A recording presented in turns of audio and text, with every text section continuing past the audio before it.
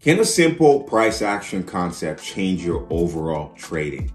And that answer, my friend, is yes. Today, I'm going to be talking about a trading concept that transformed my trading, that took me from a beginner trader to a point where I started to actually get some reward from trading. And even after I had gone through the process of going full-time trading, it really amplified my understanding of the market, how the market worked. And that concept is simple. It is the concept of buyers and sellers. When I first started trading, guys, I couldn't believe the overwhelming aspect of trying to figure out where is price going to go. And for a lot of you guys watching, that is the biggest thing, because if you can figure out where price is going to go, guess what? You're going to be making a lot of money. And that's just simply the game. And unfortunately, there's so many things that we can use to try to figure this out. But the easiest and the simplest thing is understanding the foundations and the fundamental aspects of buyers and sellers from a price action technical standpoint. In today's video, that's what I'm going to be going into. Let's get right into it though. Understanding buyers and sellers, guys, is a pretty important aspect to trading, because when buyers are in the market and you have less sellers, price is likely going to go up. And when sellers are in control, or they're more sellers than buyers, price is likely to go down. But what that means on the deep level is that you want to be in line with the institutions, right? With the banks, because those are the ones that are really pouring the liquidity. And as a retail trader, the reason why this concept is important to your trading is because we don't have the pool or the capital, the resources, the ability to move the market. So our job is to get behind the institutions and the people who do, the groups of people who do. And I'm going to be going over in 3 steps, essentially how you can identify who is in control, so you can go over to the lower time frame and execute your trade. First thing is, you want to identify the trend. If we are moving up, it means that we are in a buyer's market. And if we are moving down, it means that we are in a seller's market. Taking a look at this example on gold on the daily time frame, what we see here is that gold is currently trending lower. And instant, right off the bat, you know that we are in a seller's market. Simple. Step number 2 is to focus on the little detail, like the market structure, because when sellers are in control, they are doing something pretty instinctive, and when buyers are in control, they're doing the same thing. And what they're currently doing is they are seeking liquidity that is rightfully theirs.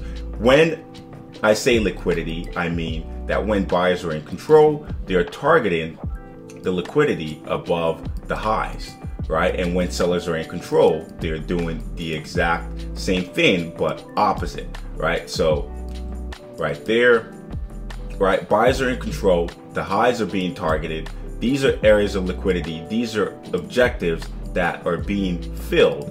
And when sellers are in control, they are targeting the lows, right? The lows are being taken out. So it's important as a trader that when you are looking to execute your trades, you understand this, because your objectives might not be fulfilled if you are on the wrong side of the market, right? If you are buying in a seller's market and you are selling in a buyer's market. So taking a look at this, we can see that pretty clearly right now. If we go over to the charts, we can see the exact same thing. As price starts to make lower lows and lower highs, in this example here on the daily time frame, we can see that sellers start to come into the market and they start to continue moving lower. So once you start to make this realization, once you understand the market structure, you start to focus on the highs, because okay, if the highs get taken out, you know that there's a strong possibility that buyers are likely going to be coming into the market, because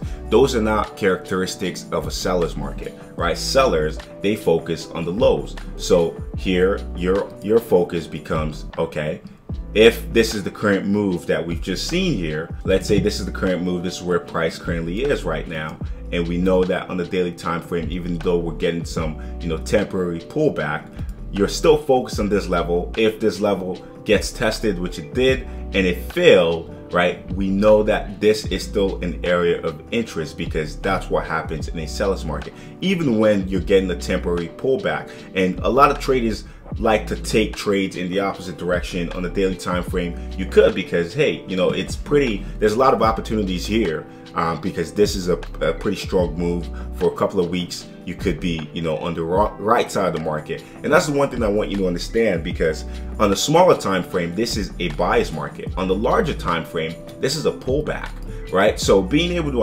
understand this on the daily time frame will give you the understanding as to like how aggressive should you be when you have a trade on the 1 hour time frame and you're approaching a pretty significant high, right? And you know that you're in the seller's market, so you know that there's a strong possibility that that high is going to be holding, not just from a resistance or support standpoint, but the high, because those are the areas of liquidity that buyers like to target. But if we're in the seller's market, it's going to be holding. So your focus now becomes this level of liquidity, right? The lows. And as you can see here, sellers start to look towards targeting that, and profits are being made. And one of the things that you're also going to start to realize as you start to back test this, or you look at your charts and you just look at just pay attention to it. When an area of liquidity is tapped, we're likely going to get a pullback later. And we saw that here as price took out this low, boom, we pushed back up.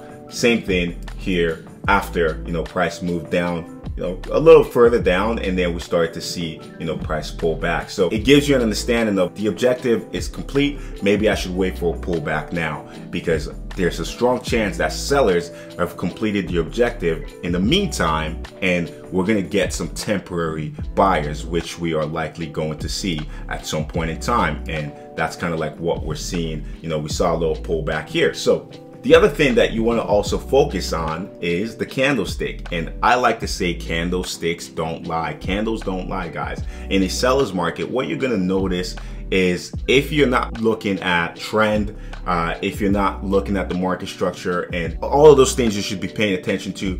But if maybe that's not clear and you want to figure out another way to identify who is in control of the market, or another way to follow the money, as I like to say, is to understand the volatility of the candlestick and the strength of the candlestick. Because in the seller's market, you're always going to see bigger candlesticks than you know, than the buyers, right? Because that's where the money is coming from, because we are in the seller's market. And if you can take a look at these examples here, you can see that the candlesticks are massive, right? So for example, it took 1, 2, 3, 4, 5, 6, 7, right? 7 bullish candlesticks for price to get up here. And it took 1, 2, 3 for price to essentially cover like half this move. So that right there tells you, hey, this is a seller's market. And maybe you haven't executed a trade yet, right? And you're thinking about it and you see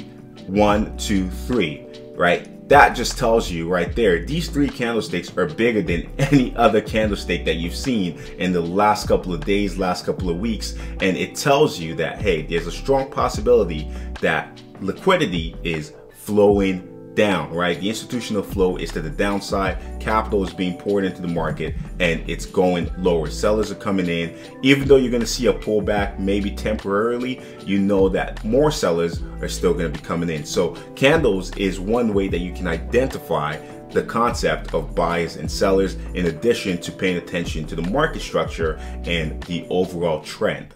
And that's the video, guys. Thank you for watching. I wanted to introduce you into the concept of buyers and sellers and how you can use that to identify who is in control at any point in time by identifying the trend, focusing on market structure, and paying attention to the candlestick. So those 3 concepts, those 3 steps are going to help you get there. Once again, thank you for watching. Hope you found this video insightful. Don't forget to like and subscribe, and see you on the next video. Cheers.